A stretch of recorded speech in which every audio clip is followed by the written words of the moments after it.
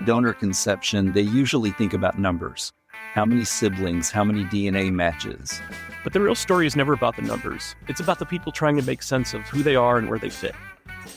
Today's guest, Louise McLoughlin, has spent years telling those stories. Through her acclaimed podcast, You Look Like Me, she's explored not only her own donor-conceived journey, but also the experiences of countless others navigating identity, family, and the emotional fallout of an industry that's still largely misunderstood. Louise has found more than a dozen half-siblings, connected with her biological father, and covered donor conception from both sides of the microphone, as someone living it, and as a journalist determined to bring these stories into the public conversation. In this episode, we talk about why finding family never really has a finish line, how donor-conceived people are changing the conversation around the world, and why the most meaningful stories are often the ones that never make the headlines. We also spend time talking journalist to journalist about what happens when the story you're covering becomes your own. Here's our conversation with Louise McLoughlin. Well, hey, Lou, welcome to the Family Twist podcast. Thank you so much. Now, curious, I know that we have, here in the United States, we have a National Siblings Day. Does such a thing exist in the UK? Oh, God, it probably does. I feel like those national days kind of cross borders now anyway, and people just kind of everything's, collective on the internet, isn't it? But yeah, I mean, I know that there's a donor conception day. That's kind of a relatively new thing. Yeah. So there's certain days we attach ourselves to for sure. Yeah. Does it hit you differently now that you know you have so many half-siblings? I think I have just turned off the part of my brain that tracks this in a daily and weekly capacity. I think a few years ago, I was so obsessed with the concept of finding family, finding siblings. And I've spoken about this on my podcast, You Look Like Me. I went into a degree of overwhelm, I think, where I found myself thinking about this stuff too much, especially when you're interviewing people about it all the time. And you're kind of, some of these experiences are really joyful, others are really traumatic. And I think when I interview, I really want to feel what people are describing to me. And I definitely got to a point where I was maybe living this life a bit too deeply. And then, when all the new siblings start rolling in, it became maybe a little bit overwhelming. So I try to, I take these things as they come now. If a new sibling match pops up, that's I will engage. But in terms of kind of tracking it voluntarily, probably don't do that as much anymore. How many have you found, half-siblings? So at the moment, literally it changes all the time. We're in double digits. We have, I think there's 9 of us that we have identified, we have a name, we have a face. And then here in the UK, after 91, they started tracking births from donors. So through our youngest half-sibling, we have managed to find out that we have 9 or 10, because there's one that we knew there was a pregnancy, but the birth was never confirmed. So it's an additional 9 or 10 on top of the ones that we already knew about. We don't have the birth dates for some, so there's a slight overlap. Anyway, it currently stands between 13 to 17, but for whatever reason, I've always said 30 plus, and I expect that we'll discover them as time goes on for sure. I think we're starting to see it becoming more common for people to kind of I've got to shut this part out of my life right now, because it could become overwhelming and an obsession, and as you said, there have been good experiences. We've had the same on this show. We've had some really positive experiences. A friend of the show, Ryan, they travel. Their vacations are all about meeting siblings and re-meeting siblings. It's just so that, and I think that's very joyous for them. But others, not the same situation. I also think at the end of the day, this is a story about relationships, isn't it? Every new person you find is a new relationship, and relationships are tricky, even when they're great, especially when they come with this oh my God, you're my sibling. What does that mean? And you maybe don't meet the other person on, what it means to them.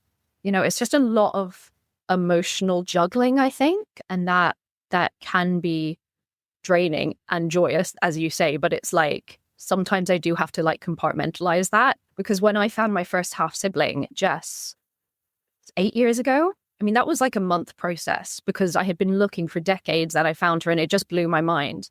And then I found my biological father 5 years ago and that blew my mind for maybe 3 weeks. And then the next sibling, 2 weeks. And then, I mean, like the processing time is getting smaller because it just has to.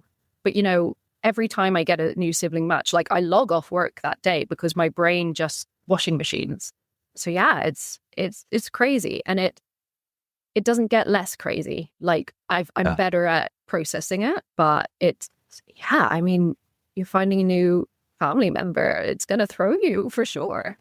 Yeah. Right. And, you know, when we started this podcast, started, you know, creating for it like 4.5 years ago, we knew very, very little about the donor conception community. In fact, naively, we were probably thinking like, oh, it's such a good thing. It's giving families an opportunity to. So we didn't know about how unregulated it was and how traumatic it can be for discoveries until we started, you know, interviewing people who had been through the situation and, you know, all over the map. I'm sure you're familiar with Laura High and her advocacy work. And we had Donor Dylan on the show who has gone and met, you know, dozens of his offspring. And it's just, every story is fascinating. But it's interesting. I don't know how it is in the UK, but it's such an unknown here that I was just at a conference a couple of months ago and I hear somebody say, what's donor conception? And they were an attendee. And this was a conference for adoptees, donor conceived people, you know, NPEs. So it's like, I mean, it's in the name of the conference, you know. And so we're talking about somebody in the community who doesn't even know.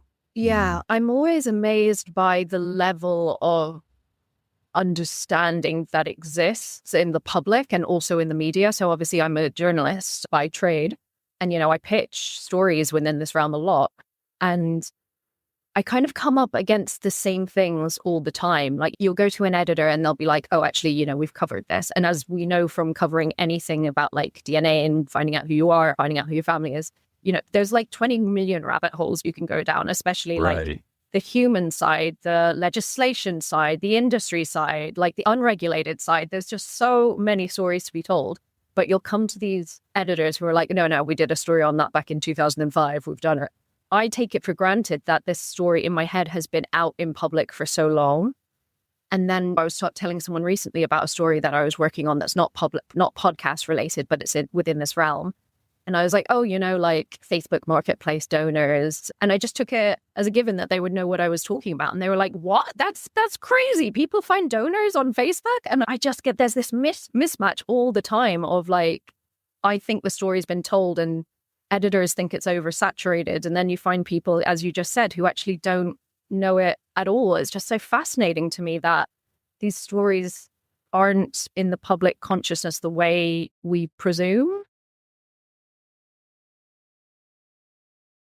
And when they are, they're not in the right form, I don't think. You know, like when I started the podcast 6 years ago, it was, you know, to a degree because I was sick of seeing a headline, I've got 20 plus siblings, I've got 200 plus siblings, you know, or like, you know, just scandalous. And like, that is true. Like donation needs to be regulated. And like that number of siblings is insane, but there's so much more to the story than that. And I think it was just humanizing it behind, you know, it's not a story about numbers. It's a story about people at the end of the day, to me. And that's kind of what the podcast has wanted to show. And that's what my work wants to show as well. Well, I'm so glad you're doing what you're doing, because what I've come to realize, and I never thought about until we started this podcast, is that I think donor conceived people are in such a unique position because you don't know when the story ends, right? Like you don't know how many people you'll find. Whereas I don't think it does. Like this is a lifelong acceptance now that it just keeps rolling. Yeah, because I mean, I think about my own situation, and thankfully for me, I was fortunate that in the span of 3 weeks, I found everyone there was to find. You know what I mean? Like, my brother and I joke about the fact that my father was so prolific that we might have at least another half sibling out there. But I mean, all joking aside, it feels like I found everyone that I should find in a 3 week period. So I feel fortunate because I'd been waiting 47 years at that point, and I was incredibly impatient. And if it had taken me, 5 years to find the other side of my family instead of 3 weeks, it would have driven me crazy, I think. Well, and that's the thing. It's like, it can drive you crazy, and it's so out of your control. Like, you've no other option than to sit and be driven crazy, because what else do? You can be proactive. You can put yourself on the DNA sites. You can, like, really early on, I think even before I started the podcast, when I was just doing kind of articles on stories, and it was before anyone in the UK had come of age where they were allowed to or able to find out who the donor was. So basically, when you reach 18 now, after you're conceived in 2005, once you turn 18, you can find out details about the donor and who he is, or who she is, or who they are. But yeah, I mean, that just wasn't the case years ago. And there was a story, there was this woman who stood in London, in the center of London, with a sign saying, "Are you my donor? Did you donate?" Like, and I just thought the fact that this industry was so reckless that a person is forced to stand on the street with a sign saying, "Could you be my biological dad?" I mean, it's just bonkers, and that just sums up the human side of this so well to me. Lou, I definitely share your frustration as a journalist, a lifelong journalist myself. I got out of the print business, the newspapers and magazines, in almost 20 years ago when the bottom fell out, when they did not know what to do with the internet and how to get people to pay for it. And the writing was on the wall, but nobody knew what to do. And so I can't even imagine trying to pitch, something now. And I have done, like, for, freelance clients and stuff like that, pitch. I know how difficult it is to get an editor to say, "Yeah, this sounds great." And it's like, the unfortunate thing is, like, is it shock tactics that's going to entice them to do it? Here's the percentage of people, and here's, how closely that these families could be getting there, like, to the point where half siblings could be dating and have gotten married. And I mean, it's like, you hate to, like, have to go there. Yeah. But, like, what's it going to take for it to become more in the public consciousness? Because the more it's in the public consciousness and people are, and furious about it, that aren't a donor or a donor conceived person, that's when the regulation is going to start happening. I completely agree. And when I was talking about, like, the shock tactics of, like, 200 plus siblings being a headline, I was going to say the big incest thing, which again is, it happens. It's horrific, but we shouldn't lead with that. There should be, the story should have value without the horror side of it. Right. Just because, to your point, it's a basic human right to know where you came from. It just is. And we haven't even touched on the medical stuff. It's all, there's so many words related to it. And it's just like, how is this still happening? Well, it's because it's a business with deep, deep pockets. Mm-hmm. Yeah. What else can you say? Took the words out of my mouth. I don't know how much you know about how unregulated it is here in the States, but how is it over in the UK? Yeah, so there's kind of two sets of law changes. So there was one right after I was conceived, which was a constant source of frustration for me when I was growing up. I was like, I just missed it. But you could get kind of non-identifying info. So again, that's what my youngest half sister applied for. So she was able to get, like, the donor file, which said, hobbies and hair color and height and stuff like that, but nothing identifiable. And she can also join a register to find out, we've got the birth years of any half siblings born after that law change, and they have the option to apply or to sign up to a register. So it's better. It's not ideal. And again, all of that information is great if your donor conceived in the first place. I think it's getting better. I think as kind of more single parents have opted to use donation, as more LGBTQ people have, like, decided to use donation, it's opened the conversation and it's more transparent, and that's incredible. I do think that there is a temptation always for straight couples to hide it. I think that is changing as the conversation changes, but I do think that it still exists. And I think In the UK, it's slightly better than Ireland. But anyway, so then there was another law change in 2005. So that's like you're just identifiable now as a donor once the donor conceived person reaches 18. As the donor, your English side? Yes. Before finding out, you just thought 100% Irish? No, so my dad, who raised me, is English as well. Okay. Yeah, so it hasn't changed my... Right. Hasn't changed that at all. I'm still 50-50, split down the middle. Oh. So, I mean, my biological dad, the donor, is from like North England. So it's a place called Hull. I just did an episode where he and I went on a road trip together. Oh. I have never gone to Hull before. I say this in the episode, but it's been described many different ways. You know, some people find it very charming. One comedian said it was a renovated fish crate, which is less complimentary.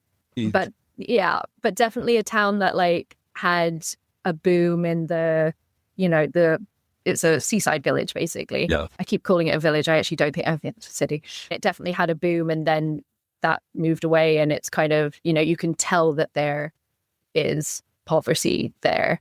It's hugely interesting to go up and see, where my roots were. And it was in what I like to do with the podcast is always kind of, obviously it follows my story, my discoveries along the way. And I always like to either mirror that or contrast it with the story I'm telling alongside. So the interviewee I'm telling. I spoke with a woman who found out that she had Jewish roots, and she found that absolutely life-changing. It just like, she absolutely embraced it. She'd always felt like she wasn't quite fitting in with her family, and that she was like on the outside looking into the Jewish community, and she had no idea why. So then that showed up, and she was like, oh my God, it makes so much sense. And it just deeply kind of changed her and like the way she approached life. And then that kind of contrasted with me going up to Hull and being like, Neil, the donor, was like showing where he grew up and everything. And it was almost like, when you like have a kid and the parents being like, look at this, it's so interesting. And the kid's just like, yeah, and whatever. Like, obviously, I was trying to take it in, but there was so much to take in. And I didn't have, I didn't cross the border and go, oh my God, I'm home, Right. And I didn't expect to, but it was just, for me, it was really interesting to have those two contrasts of like, I was like, this is where Neil's from, that's Right. interesting. But I definitely didn't go like, I didn't feel fundamentally changed. And like I'd seen where my ancestors were from, and, Right. that connection didn't exist. And ultimately the episode kind of went, that's okay. We can connect with parts and not connect with parts, and that's all right. This whole thing is really complex anyway. So as long as we're being kind, we're allowed to take the relationships that make sense to us. We're allowed to give as much as we feel able to give. Heritage, geography, history, whatever it is, it's okay to take what makes sense and kind of leave the rest. I can kind of relate to that because I never knew that I had a connection to New England because this is where I was conceived. But I'd been to New England many times. I'd been to Cape Cod, which is specifically where I was conceived. And so I am so delusional, I think is the nice way to say it, about things, that I thought, the first time that I go to Cape Cod after I've made this discovery, it's going to be like the heavens will open and, Exactly, I'll have like homecoming. And while it was very cool to go see my biological uncle, my dad's brother's house, and see what I could have been raised with, from an environmental perspective, aside from that, I was like, Cape Cod's exactly as I remember it. Like, it was nothing, I was like, it's still a cool place, but yeah, I could have been conceived anywhere. Kendall's favorite place that he's ever visited is Cork. And that's where he's from. That's where his people are from. I know. It's bizarre. That was cool to me to find out years later that if I had to pick my favorite place in Ireland, that's cool. I was like, oh, this is so wonderful. And I purposely spent more time there than other cities. And then when I was like, holy shit, that's really where my family, that was cool to me. And that was, I don't believe in like, I'm not spiritual or anything like that, but I loved the coincidence of it. It's funny that you say that because the only place I've ever felt that for was Chicago. I studied in Chicago and I stayed after I graduated for a little bit. It was my first job in journalism and I just loved it. And funnily enough, like heritage-wise, DNA-wise, nothing. But the dad who raised me, which I didn't even know until I accepted the place in the semester abroad to study there, his great uncle lived there. So I moved there and discovered that all of his family were there that I had never known existed. And that's interesting to me because that is like the family connection, but not the blood connection. Right. But Chicago, to me, I literally have a picture up on my wall saying like Chicago is home. And it like that to me, like I just felt it in my soul. Cool. What is your ultimate goal with the podcast? Are you going to keep it going for as long as there are stories to be told? So I've literally just, the last episode is coming out in a week today. Oh. I'm really proud of the podcast. I'm really proud of the community and just the change I've seen over the last 6 years. You know, people were really fearful, but really reluctant to speak to me when I started because they were like, oh, you know, my family told me this is the secret. None of my other family knows. My friends don't know. They would do it maybe, you know, without their name included. People really, you had to be, and you still have to be really brave to tell this story, but it has changed. And people reach out to me and ask me, I have this story, like, can I come on? And that's a big change even in just 6 years. And also, I guess I don't feel the weight of responsibility the same way. And not to big myself in the podcast up, but, you know, when I started 6 years ago, there really wasn't any podcast doing what it did, at least not that I had found. And now there are other podcasts that really do elevate donor conceived voices and experiences, and they take lots of different formats. And I just think it's just great that they exist. And I think I served a really important role in a really important time to do that. And I don't know if I feel like I'm handing the baton over. Like, the other podcasters definitely don't know that I feel that way. No one's like, oh, I'll take it. They're just like doing their thing. I feel like it's in a safe space. I'm happy with the conversation and how it's growing. You should be very proud of yourself for empowering the people that you've empowered. I mean, that's huge, right? That's what I think all of us are trying to do, you know, and selfishly, this is very therapeutic for me from a person, you know, who didn't find out young, you know, about my story. I just want to help anybody who's struggling with that decision, you know. Yeah. Do I search? Do I care? We can't make that decision for them, but I want them to know it's okay to question whether you care. It's a complex thing. Yeah. We'll have guests or we'll have people that we meet at conferences and stuff. They're like, I'm thinking about starting a podcast. And I'm very encouraging for people to do it. One, it's just an interesting experience. Two, we don't feel like there's left this like competition level, you know, like these stories all need to be told. And even if we're having the same guests on, well, you might like this person's podcast. You might like their voice and you might not like ours, you know, so great. You get to hear their story in another place.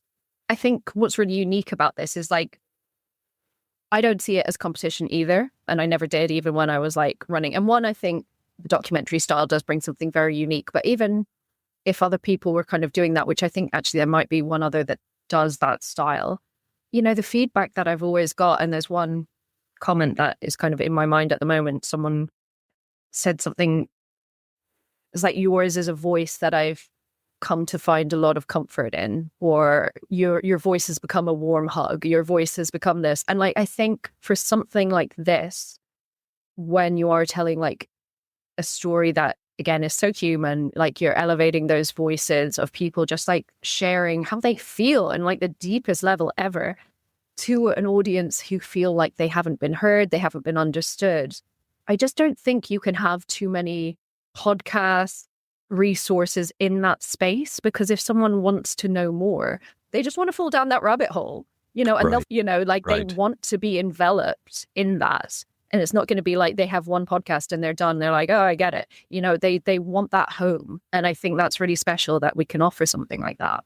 And as a journalist, how often do we get really positive feedback like that? We don't. I've done kind of online videos for like CNN, Vice, and over the years. And the comments are very different. It's a different vulnerability, right? Early in my journalism career, I was really reluctant for this to be a subject that I covered. And I don't know why. I think part of me likes to make life harder for myself than it needs to be. And it kind of felt too obvious. And so, yeah, I was really reluctant. I then did this like blog post that went, again, not like viral, but viral to me because I was expecting crickets. And I got this feedback from all over the world saying, you know, you've put this into words that I could never, I didn't know I felt this way until I saw it written down, but that's exactly what's happening in my brain. And even then still, I was like, it's too obvious. I don't want to be the donor-conceived journalist who writes about donor conception. I don't know, like taking away from my other journalism. I wanted to do hard news. I wanted to cover like international conflict. I was really afraid of being pigeonholed. And then it got to a point, you know, I did another article. I did like one a year. And I was like, you know, that's fine. I'm like serving that, but you know, it's not my niche. And then I just, probably going back to the story that I told you about of the woman holding the sign. And I remember pitching that and no one wanted it. No, like the BBC didn't want it. You know, I can't remember where else I brought it.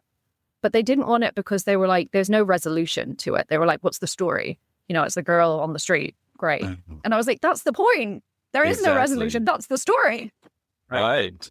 And I got to the point where I was like, you know what? No one else is covering this. So I have to. I have to do it. And I don't know why I was so reluctant and resistant to it because it's so rewarding and it's so important. And I still get frustrated at the coverage, as we've already discussed, for multiple reasons. You know, I think it's undercovered. I think it's badly covered. I think it's inaccurately covered. So yeah, I'm glad I went this way. I'm glad that it's getting coverage and I'm glad I've been a part of it. And I'm glad that people are becoming more willing to share their stories as well. Well, I do think it makes sense because you're a journalist that you would have felt a little torn back then. Even though I'm not a journalist, I did consider it. And the courses that I took that were related to it were talking about the fact that you have to be so unbiased and you have to be, you know. And I just completely disagree with that level of journalism. I just don't think that that's true at all. I think, again, it's like, you know, you don't interview someone who says it's raining and interview another person who says it's not raining. You look outside and say whether it's raining or not. Right. Like, that's what being a journalist is. And no one really makes this to me, but I do this in myself all the time because I always want to walk the line of, you know, advocate, which I think I am, for transparency, for openness, for, you know, the right way of doing things as I see it from what I've seen covering this and what I've lived. And then journalist, and how do you balance that? And like, I try to counter criticism that I could get from other people. But I mean, who is more well placed to speak on this and the industry and the damages and the harms and, you know, and the wins? So again, some of that is like my own voice in my head, but I just think that we're really empowered to be journalists. And I also think we use the word bias and what it means in a really incorrect way a lot of the time in journalism. Mm-hmm. And I think as a journalist, I can firmly say the industry made mistakes. It is still making mistakes. There are giant mess ups happening all across the world. The way this industry works is inherently harmful in many of the approaches it takes. Less so maybe than it used to be, but still there's human fallout from it all the time. And I can say that quite confidently as a fact that is driven by what I've seen, by, you know, data, but also by lived experience and also the lived experience that I've heard. So I just think, I think that's valuable. And I think that needs to exist more in journalism, actually, if anything. Yep, I agree with you. And I'm so glad that your stories, you have that infusion of the heart, you know, of the story. Mm-hmm. And I think that matters because even for me, I've been in human resources for 30 years and publicly, I didn't want to be seen as anyone that could be vulnerable, right? Not that it held us back much, but it definitely went through my mind when we talked about doing this. I thought, oh gosh, what if people with whom I work listen to this, you know, like, how will it change their perceptions of me? Yeah. I shouldn't have been worried because the people who have listened to it, who know me professionally, are like, oh, it makes me know that you're even more kind than I thought you were. It's only been a positive, and that's just I don't know, paranoia on my part. I don't know why, but Yeah, no, I get it. Sometimes I post something on social media and I'm like, are my friends just going, would she ever shut up about it? We know she's donor conceived. You were 13, get over it. But then they listen to the podcast and they're like, oh my God, I never knew. I totally agree. I had a little bit of imposter syndrome myself when I was thinking about writing a book about this group of celebrities, but nobody else was doing a book. And I've already gotten all this research. Like, okay, I'm not known as a celebrity biographer, but I'm just going to start doing it. And then if they tell me to stop, I'll stop. But they didn't. It took some persuading. It was 5 years of work, but, it's like, no, I'm the right person to do this. And sometimes in journalism, like being the right person is just being the person who does it. Like, that's the difference. Like person A did it, person B didn't. Like, and that's who gets the byline. That's who gets the project at the end of the day, Especially when it's your own idea, right? Like, go with it. I think you should just fully embrace, who cares if you had a farewell tour next, you can do a share and come back next year and say, oh, just joking, I'm back.